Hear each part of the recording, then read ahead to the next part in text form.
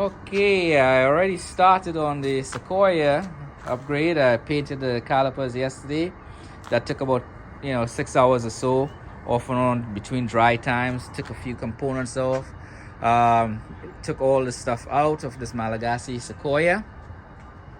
All this took about 6 hours to do because some of the parts were broken, were rusted, and it rotted out. I gotta replace the outer tie rod because that's pretty much gone.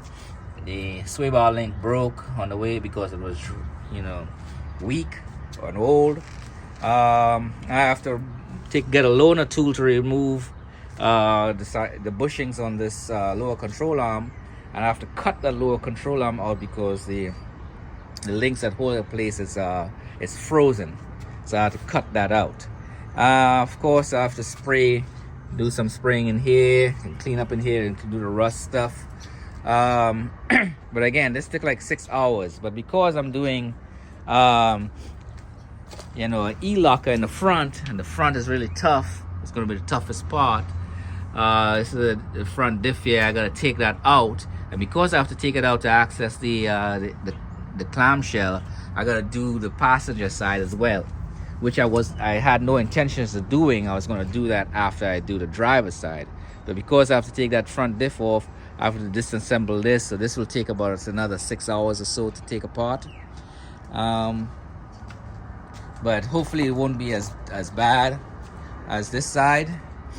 I have the tools and whatnot to be able to do it, so fortunately that shouldn't be an issue. But because I'm doing a lot of this stuff myself, it takes a little time. I have a couple of friends that'll be coming, so they'll help me take that diff out, because that diff is, from what I understand, is kind of heavy and can be a little bit more complex to remove. I'm getting this ready to go to Madagascar for my own personal use if I have to move there to live. The roads are really crappy in Madagascar, so I'm getting this ready to have, if I have to use it to transport people through as a bush taxi service, or rent it out for bush taxi. I know the vehicle will handle the terrible terrains there, and I wouldn't have to be maintained as much because all the maintenance stuff has been done up front. I should get quite a few years out of it.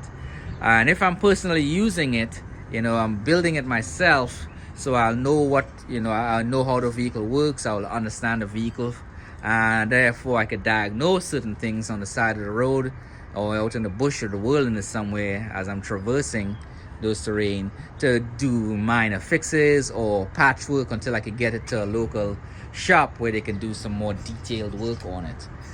So that's why I'm personally building it myself, so I have a much better understanding of the vehicle myself.